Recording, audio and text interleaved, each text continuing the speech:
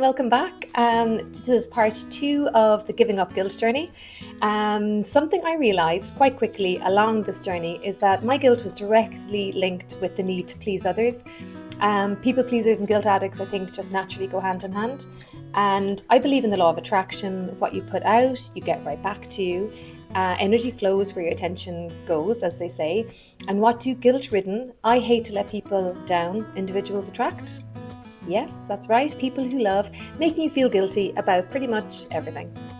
So for those of you who are new here, hi, I'm Lisa. I'm a self-taught artist and entrepreneur, and The Happy Artist is my channel where I share my art, my journey with you all. And whether you're looking for a change or want to step into something more creative, then this is the place for you. What I learned quite quickly is that my guilt attracted a specific type of person to me and also attracted a very specific reaction from the people in my life. And it really does make sense to me now because it's all energy and we are all made up of energy after all.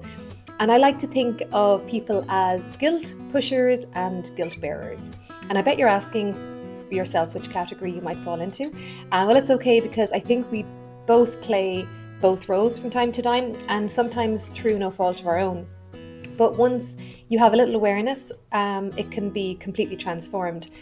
Because I mean, if we're being honest, have we all not used guilt with our children and with our spouses from time to time? I remember this one time so clearly.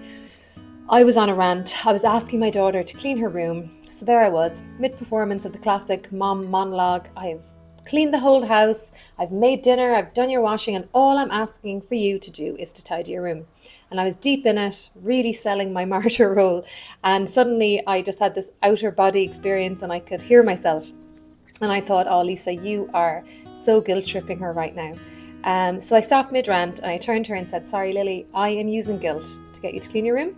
So ignore me if I do that again. Or better yet, just call me out. So she started laughing. And she did happily call me out many times afterwards. But the really interesting thing was, once I stopped nagging her about her room, she actually started to keep on top of it just naturally herself. Which was really cool. Now my 2 younger boys are a bit of a different story and they still need the gentle nudge. Okay, a lot of nudges, but I'm practicing the art of mindful reminders, zero guilt included.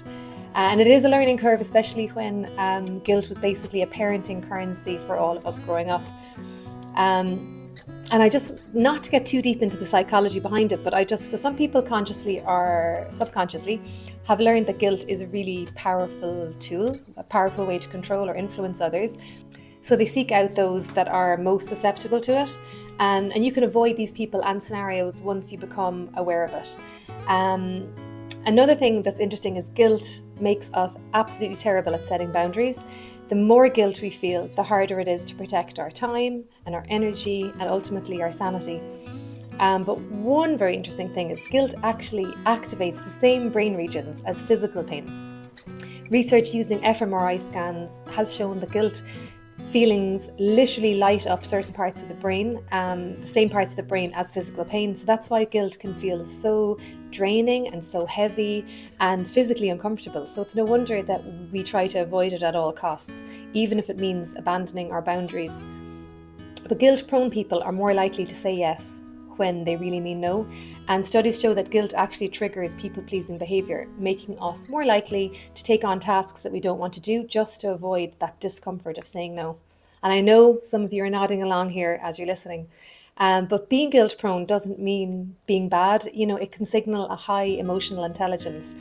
So people who are more prone to guilt tend to be more empathetic and conscientious, and guilt is often tied to what we've done rather than who we are. So guilt-prone people often want to make things right. But the problem is some people unconsciously sense that guilt is your pressure point and they begin to feed off it. So it's not always malicious or deliberate, but if you're someone who says yes just to avoid that feeling of guilt, they'll keep coming back. Just like a psychic vending machine, they'll press the guilt button and out pops your compliance.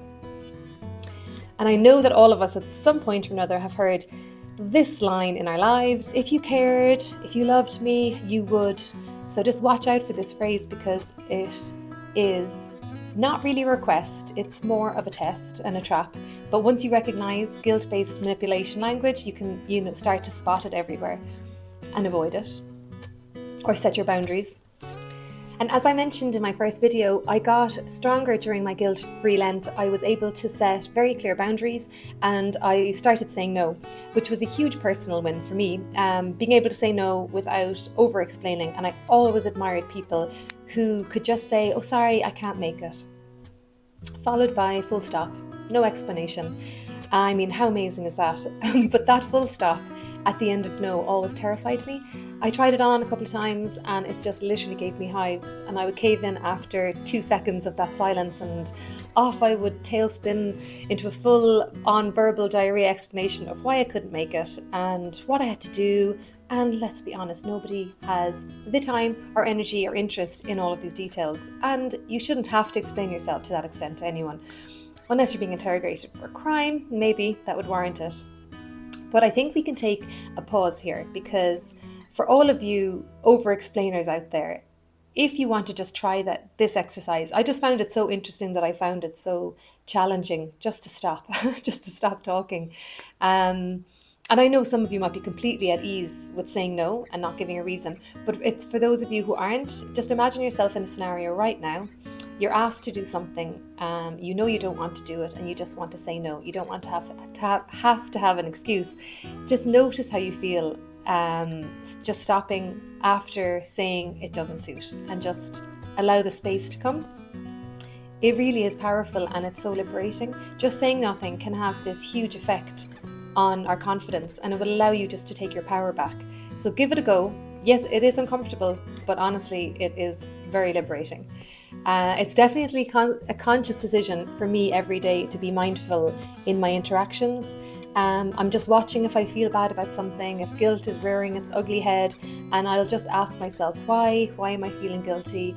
You know, is it me? Is the person putting that on me? But you're always in control. I don't think you can ever blame somebody else for putting guilt on you, because we're in our own driving seat. We can decide whether we're going to take on that guilt or not. And if you start becoming mindful of this, I promise you will begin to see the difference in yourself. Like, I felt amazing. I just don't think you realize how much headspace guilt takes up until you stop giving it oxygen. I was actually able to concentrate so much more on just reading, on small meditations, without that gut-punching guilt thoughts brutally popping in and interrupting. And I started feeling so much lighter, so much more at ease. I had this sense of kind of peace wash over me, and it just opened up a door to creativity that I just didn't know existed. And fast forward to the end of 2024, The Happy Artist was born. I mean, maybe some version of The Happy Artist would have existed in my future had I not given up guilt for Lent.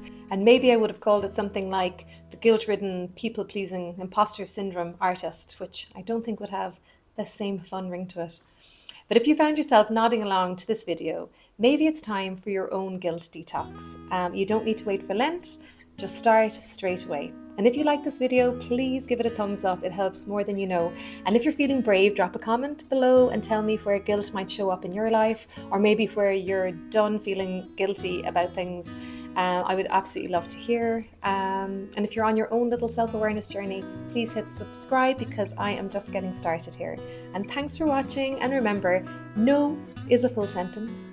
Guilt is optional, and you don't owe anyone a TED-length talk explanation for living your life. See you in the next video. Bye.